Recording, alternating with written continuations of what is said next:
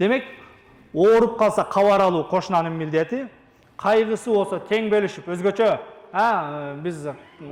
жанакындай жаназа болуп калганда суук маареке деп коебуз, мына ошондой учурларда алыс жууктан куда сөөгү тууган уругу келет, ал кошуна мына ошол эмне кайгы менен мусибат менен баласынан айрылып, атасынан айрылып кайгырып аткан учурда ошол алыс жооктан келген уяттуу меймандарын карап туруп, уяттуу меймандарым кудаларыңды мен сыйлап жөнөтөм, менин үйүмө киргиз деп, оң жак, сол жак кошуналар мына ушундай маарекелерде эмне кылышыбыз керек? Бири-бирибизге колдоого чыгышыбыз керек. Канчалык бардар болбойлу, канчалык бай болбойлу, канчалык кыйын болбойлу, мына ошол эмне биз кээде бүгүн той топурду, бешик той дейбизби, башка дейбизби, куда күтүү дейбизби, кыз узатуу дейбизби, бардыгын кафеде, ресторанда кылышың мүмкүн, кошунага муктаж болбосоңчу. Бирок өлүп калганда кааласаң, каалабасаң, Кур'ан окуганы, көңүл айтканы мына ошол эмне, сен кыйын болсоң, ошо тааныштарың дагы кыйын, ошо кыйындар келгенде бир эмне, бир жылуу жерге отургуза турган, тамак бере турган кошуналар болуш керек, урматтуу мусулман бир туугандар. Демек, мына ошол эмне кошуналар менен жумшак мамиледе болушубуз керек. Бүгүн Кудайыма шүгүр, жанакы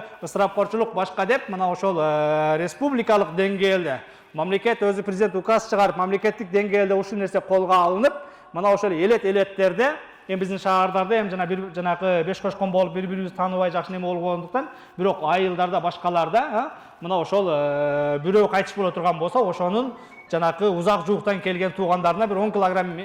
күрүч демдеп, куда сөөгүн алыстан барган туугандарын чай берип кетирүүнү мына ошол кошуна маалядагылар же кошуна үйдөгүлөр